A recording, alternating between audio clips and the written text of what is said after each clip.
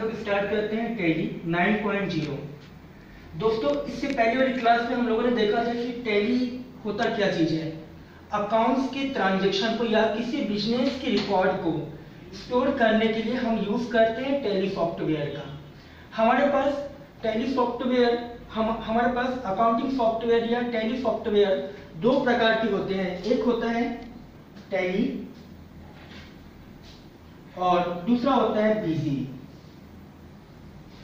ये दोनों एक ऐसे एप्लीकेशन होते हैं जिसमें हम लोग अकाउंट्स के ट्रांजैक्शन को स्टेप बाय स्टेप रिकॉर्ड कर सकते हैं। दोस्तों ये टैली सॉफ्टवेयर हमारे लिए बिजनेस इन टैली आप लोगों ने देखा था पिछली क्लास में, basic introduction in tally. Tally 1986 में भारत गोयनका एंड श्याम सुंदर गोयनका के द्वारा tally software first tally software 4.5 version उन्होंने तैयार किया था जो कि डॉस बेस्ड था। दोस्तों ये जब 4.5 वर्जन हमारे पास आया था तो इन दिनों हम लोग डॉस बेस्ड था ये, यानी कि कमांड यूजर।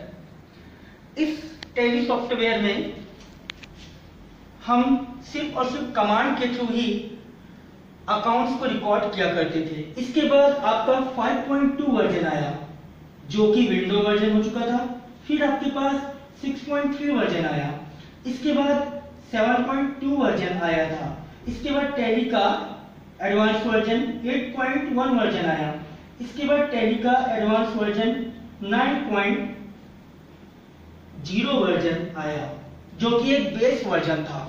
और इसके बाद टैली का आज लेटेस्ट वर्जन जिसमें हम जीएसटी के ऑल ट्रांजैक्शन को रिकॉर्ड कर सकते हैं वो है टैली ईआरपी 9, जिसका फुल फॉर्म होता है एंटरप्राइज रिसोर्स प्लानिंग। यानी कि उद्योग के लिए एक ऐसा प्लान किया गया था कि जीएसटी के ऑल ट्रांजैक्शन को या फिर बिजनेस के ऑल ट्रांजैक्शन को रिकॉर्ड करने के लिए एक ऐसी ही टैली एप्लीकेशंस की आवश्यकता थी। तब गोयनका फैमिली के द्वारा इस टैली ईआरपी 9 को लॉन्च किया गया। आज हम देखेंगे दोस्तों कि बिजनेस के लिए टैली का क्या यूज है। तो देखेंगे अगर मैं कोई भी मल्टीनेशनल बिजनेस या कोई भी छोटा मोटा दुकान या शॉप या अपना खुद का बिजनेस स्टार्ट करना चाहता हूं तो सबसे पहले मेरे को क्या करना होगा। तो सबसे पहले अगर हम लोग एक बिजनेस स्टार्ट करते हैं तो हमें सप्लायर से जुड़ा रहना होगा, सप्लायर से लिंक करना होगा और साथ ही साथ एम्प्लॉय को कनेक्ट करना होगा, यानी कि मजदूर वर्ग के लोग, मतलब मजदूर वर्ग के लोग हमारे बिजनेस से जुड़े होंगे। अगर हमने बिजनेस को स्टार्ट किया है तब हमें फाइनेंस करानी होगी। दोस्तों ये फाइनेंस का मतलब मैं आपको बता दूं, अगर आपके पास 3 लाख रुपीस है और आप चाहते हैं कि हमें बिजनेस स्टार्ट करना है 15 लाख रुपीस में। अगर आपके पास 3 लाख रुपीस है और अगर आप चाहते हैं कि हमें बिजनेस स्टार्ट करनी है 15 लाख रुपीस में, तब आपको क्या करना होगा कि आपको 12 लाख रुपीस फाइनेंस करानी होगी। तो इसके लिए आपको क्या करना होगा, 12 लाख रुपए आपको फाइनेंस कराना होगा। बिजनेस के लिए आपको 12 लाख रुपए फाइनेंस कराना होगा। आपके पास टोटल एसेट्स था, संपत्ति था 3 लाख रुपए और आपने कितना फाइनेंस कराया, 12 लाख रुपए। तो ये आपकी लायबिलिटीज कहलाएंगी और इन दोनों अमाउंट्स को प्लस करके assets plus liabilities is equal to capital. तो आपका जो कैपिटल हो जाएगा वो हो जाएगा 15 लाख रुपीस।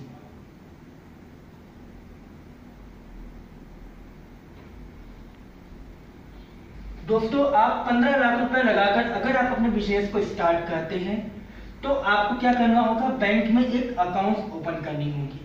अब मैं आपको बता दूं बैंक में अकाउंट क्यों ओपन करना होगा। तो अगर कोई कस्टमर आपके बिजनेस से कोई भी प्रोडक्ट परचेज करते हैं, या हमें पड़ती है कि कोई कस्टमर अगर हमारे बिजनेस से कोई भी प्रोडक्ट परचेज करता है तब वो हमें अगर चेक पेमेंट करेगा तो चेक को हम लोग अपने अकाउंट्स में डालकर उनका पैसा अपने अकाउंट्स में डिपॉजिट कर सकते हैं। इसलिए अगर हम लोग बिजनेस कोई स्टार्ट करने जा रहे हैं तब हमें बैंक में अकाउंट्स ओपन करने की आवश्यकता होगी, चाहे वो कोई भी बैंक हो, चाहे वो SBI हो, चाहे वो HDFC बैंक हो, चाहे एक्सेट्रा, चाहे कोई भी बैंक हो। अब हमें क्या करना होगा, सप्लायर से जुड़े रहना होगा, क्योंकि सप्लायर हमें प्रोडक्ट सप्लाई करेगा और हम लोग सेल करेंगे कस्टमर को। सप्लायर से हमें प्रोडक्ट मिलेगा और हम लोग सेल करेंगे कस्टमर को। और एम्प्लॉय यानी कि मजदूर वर्ग के लोग हमसे जुड़े होंगे, क्योंकि एम्प्लॉय को जॉब चाहिए और हमें इनकम चाहिए। इसके बाद दोस्तों कस्टमर हमसे जुड़े होंगे और हमें बिजनेस स्टार्ट करने पर इन्वेस्टमेंट करने की आवश्यकता होगी, क्योंकि अगर हम कोई मल्टीनेशनल बिजनेस स्टार्ट करते हैं तो हमें क्या करना होगा कि कंप्यूटर परचेज करनी होगी, फर्नीचर परचेज करनी होगी, कंपनी को रेंट में लेना होगा, या कंपनी के लिए सिक्योरिटी डिपॉजिट रेंटल पेमेंट करनी होगी, पगड़ी देना होगा। तो ये सारी चीजों के लिए हमें क्या करने होंगे, बिजनेस में खर्च करने होंगे, यानी कि इन्वेस्टमेंट करने होंगे। तो दोस्तों ये होता है बिजनेस इन टैली। मतलब अब इन सबका ट्रांजेक्शन हमें, अब इसी बिजनेस से रिलेटेड जितनी भी एंट्रीज होंगी वो हमारे लिए अकाउंटिंग ट्रांजेक्शन कहलाती है। और अकाउंटिंग एंट्रीज को जिस सॉफ्टवेयर के अंदर किया जाता है वो टैली सॉफ्टवेयर कहलाती है।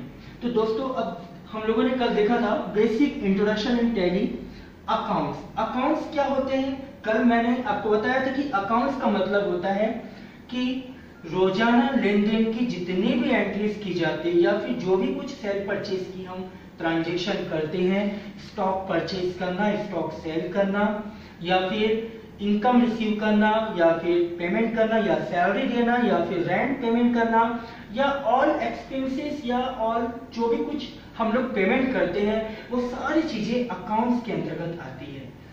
अगर हम मैनुअली ट्रांजैक्शन करते हैं तो उसके लिए हमें कॉपी में शीट तैयार करनी होती है जिसमें 5 कॉलम्स होते हैं। तो दोस्तों मैं आपको बता दूं ये 5 कॉलम्स कैसे होंगे। जैसे अगर हम मैनुअली कोई अकाउंटिंग रिकॉर्ड करना चाहते हैं तो हमारे पास ये 5 कॉलम्स होते हैं जिसमें डेट,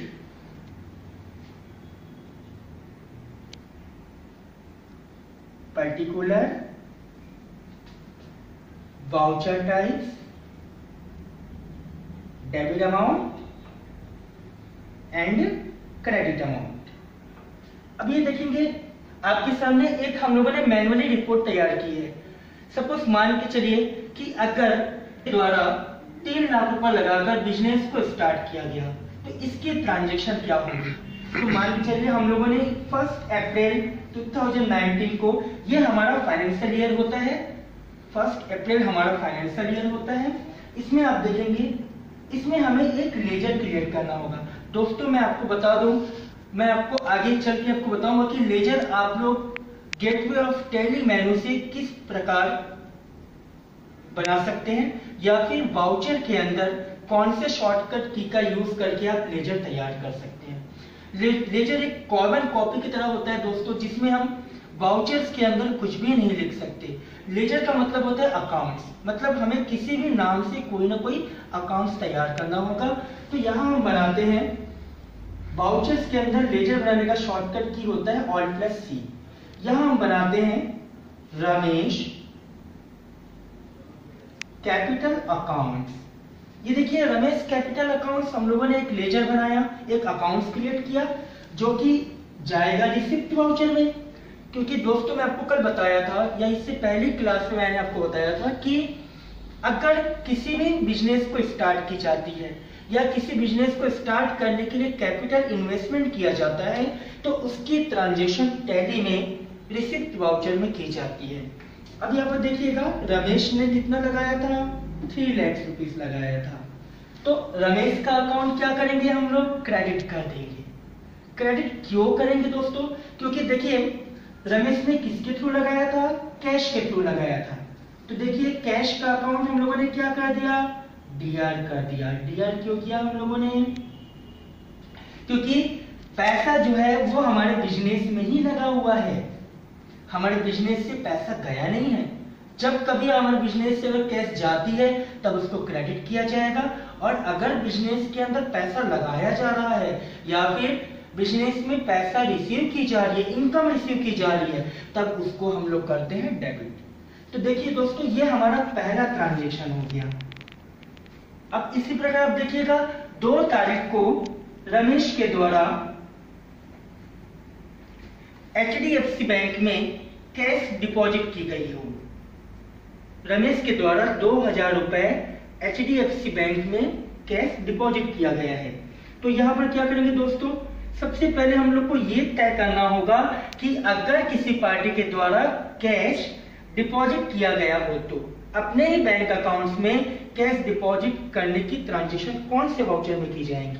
तो हम लोग देखेंगे, तो ये कॉन्ट्रा वाउचर में किया जाएगा। तो यहां पर देखेंगे दोस्तों, सबसे पहले कॉन्ट्रा वाउचर ओपन होता है जिसका शॉर्टकट की होगा F4। यहां पर दोस्तों देखेंगे कि डिपॉजिट में कैश अकाउंट क्रेडिट हो जाएगा और HDFC बैंक अकाउंट डेबिट हो जाएगा। अब देखिए दोस्तों, हमारे हाथ से कैश जा रही है क्योंकि हमारे द्वारा बिजनेस में कैश डिपॉजिट की जा रही है, बैंक में कैश डिपॉजिट की जा रही है बिजनेस के लिए। तो हमारे हाथ से क्या जा रही है दोस्तों, कैश जा रही है, इसलिए कैश को हमने क्या किया, क्रेडिट कर दिया। और कहां जा रही है दोस्तों हमारे हाथ से कैश, HDFC बैंक में। अगर HDFC बैंक में कैश जा रही है तो उसको क्या करेंगे, डेबिट कर देंगे। तो दोस्तों इस तरीके से हम लोग मैन्युअली ट्रांजेक्शन करते हैं और इसे बोला जाता है जर्नल एंट्री, इसे बोलते हैं जर्नल एंट्रीज। अब कल मैं आपको बताया था दोस्तों कि types of accounts, accounts 3 types के होते हैं, पर्सनल अकाउंट, व्यक्तिगत खाता, रियल अकाउंट्स, एसेट्स अकाउंट यानी कि संपत्ति खाता। दोस्तों मैं एक चीज आपको और बता दूं कि जितनी भी चीजें हम लोग बोलचाल की लैंग्वेज में हिंदी में यूज करते आए हैं आज तक, उन सारी चीजों को इंग्लिश में यूज करना होता है। जैसे salary, rent, salary, rent,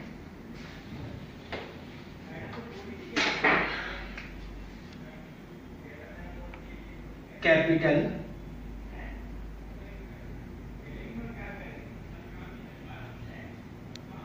liabilities,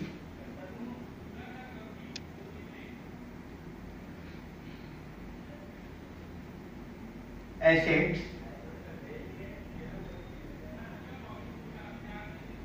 creditors, debtors, etcetera. इन सारी चीजों को हमें यूज करना होता है इंग्लिश में। आपको मैं बता दूं, कैपिटल का मतलब होता है पूंजी, जो पैसा आप बिजनेस स्टार्ट करने के लिए लगाते हैं वो कहलाती है कैपिटल। अब आता है लायबिलिटीज। दोस्तों लायबिलिटीज का मतलब होता है दायित्व यानी कि कर्तव्य। दायित्व का मतलब ये होगा कि अगर आपके द्वारा किसी से उधारी में कोई भी प्रोडक्ट परचेज किया है तो उस व्यक्ति को आपके द्वारा उस अमाउंट को पेमेंट करना, वो आपके लिए कहलाएंगी लायबिलिटीज। एसेट्स का मतलब होता है संपत्ति। संपत्ति चाहे वो करेंट एसेट्स हो, चालू संपत्ति, चाहे वो फिक्स्ड एसेट्स हो, स्थायी संपत्ति। अब आता है क्रेडिटर्स। क्रेडिटर्स का मतलब होता है उधार या लेनदार, और डेब्टर्स का मतलब होता है देनदार, देने वाला। अब यहाँ पर देखेंगे, इसके बाद मैं आपको बताया था वाउचर्स के बारे में। तो दोस्तों ये वाउचर क्या होता है, किस चीज का नाम है ये वाउचर? तो देखेंगे टैली में अकाउंट्स को रिकॉर्ड करने के लिए वाउचर का यूज किया जाता है। टैली में अकाउंट के ट्रांजैक्शन को रिकॉर्ड करने के लिए वाउचर का यूज किया जाता है। तो देखिए टाइप्स ऑफ वाउचर, तो मैंने आपको कल बताया था कि वाउचर्स 3 प्रकार की होती है। पहला अकाउंटिंग वाउचर, दूसरा इन्वेंट्री वाउचर्स, पहला अकाउंटिंग वाउचर, ये कल हम लोगों ने देखा था दोस्तों। और दूसरा होता है हमारे पास इन्वेंट्री वाउचर, और तीसरा होता है हमारे पास इनवॉइस वाउचर।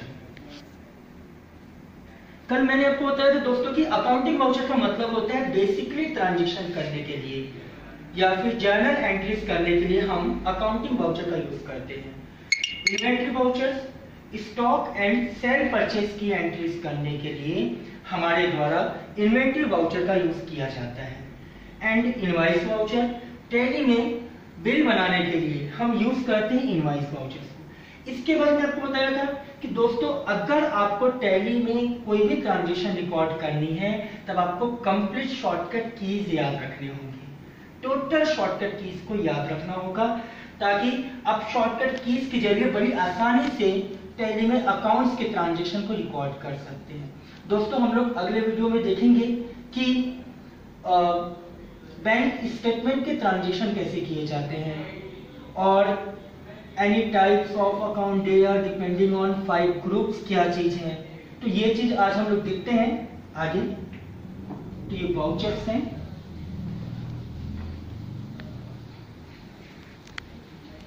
अब मैं आपको बताने जा रहा हूं any types of account they are depending on 5 groups. Accounts में ये जो 5 ग्रुप्स हैं ये मोस्ट इंपॉर्टेंट होती हैं। अगर आप इन चीजों को समझ गए मतलब आप ऑल ट्रांजैक्शन को आसानी से बना सकते हैं। तो देखेंगे एसेट्स। एसेट्स का मतलब होता है संपत्ति। एसेट्स का मतलब होगा हिंदी में संपत्ति। तो इसमें आता है करेंट एसेट्स और फिक्स्ड एसेट्स। करेंट एसेट्स का मतलब होगा चालू संपत्ति और फिक्स्ड एसेट्स का मतलब होता है स्थायी संपत्ति। चालू संपत्ति जैसे कैश, बैंक। आप लोगों ने देखा होगा दोस्तों चालू संपत्ति कैश। कैश जो होता है वो हमेशा चलते रहता है, कभी भी फिक्स नहीं होता। और फिक्स्ड एसेट्स का मतलब होता है स्थायी संपत्ति जैसे कंप्यूटर्स। आप लोगों ने देखा होगा जो कंप्यूटर्स होता है वो आपके साथ जाएंगे नहीं, अगर आपने कहीं पर भी एक बार रख दिया तो वो वहीं पर स्थिर हो जाएंगी, यानी कि वो फिक्स्ड एसेट्स। फर्नीचर हो गया,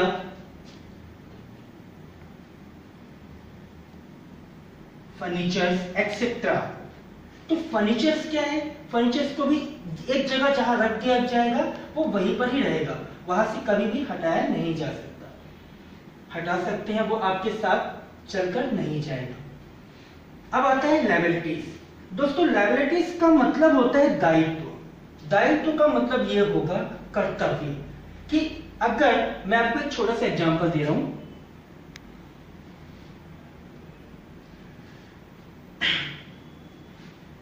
रमेश के द्वारा किसी प्रोडक्ट को किसी भी बिजनेस से, किसी भी दुकान से, किसी भी शॉप से क्रेडिट में परचेज किया गया है। ठीक है दोस्तों, तो रमेश के द्वारा किसी भी प्रोडक्ट को किसी भी शॉप से, किसी भी दुकान से क्रेडिट में परचेज किया गया है, तो उस रमेश को नेक्स्ट मंथ या उसका भुगतान किसी न किसी मंथ, किसी न किसी डेट में करना ही होगा। और उनके लिए, रमेश के लिए यह भुगतान करना उनके लिए लायबिलिटीज कहलाएंगी। उनका दायित्व है कि उन्होंने जो उधारी लिया हुआ है प्रोडक्ट उसका भुगतान करें। इसके बाद आता है दोस्तों कैपिटल। तो कैपिटल का मतलब होता है पूंजी। बिजनेस स्टार्ट करने के लिए यूज की जाने वाली अमाउंट, बिजनेस स्टार्ट करने के लिए यूज की जाने वाली अमाउंट कैपिटल कहलाती है, यानी कि पूंजी कहलाती है। अब दोस्तों अब मैं आपको बता दूं एक्सपेंसेस। एक्सपेंसेस का मतलब होगा खर्चा। तो आप लोगों ने देखा होगा हम बिजनेस में बहुत सारे खर्च करते हैं, बहुत सारी लॉसेस होती है हमें। और अगर कोई भी संपत्ति परचेज करनी है या फिर बिजनेस को मिलने वाली सर्विसेज होती हैं। दोस्तों सर्विसेज का मतलब ये होता है जैसे रेंट एक्सपेंसेस, ये हमारे लिए सर्विस है। सैलरी एक्सपेंसेस, ये भी सर्विस है हमारे लिए। कन्वेंस एक्सपेंसेस,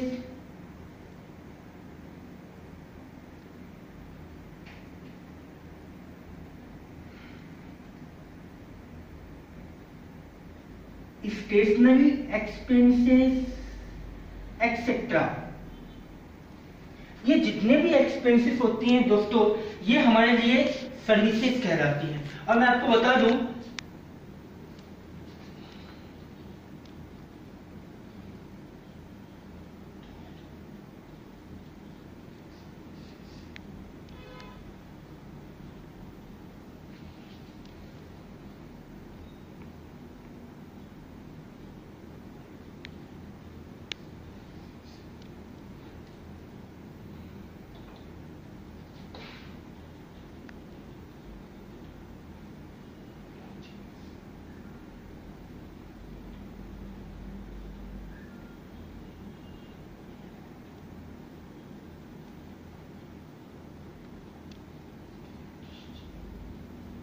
दो प्रकार की होती है। एक होता है इनडायरेक्ट एक्सपेंसेस, एक होता है डायरेक्ट एक्सपेंसेस। डायरेक्ट एक्सपेंसेस का मतलब होता है वेजेस, मजदूर।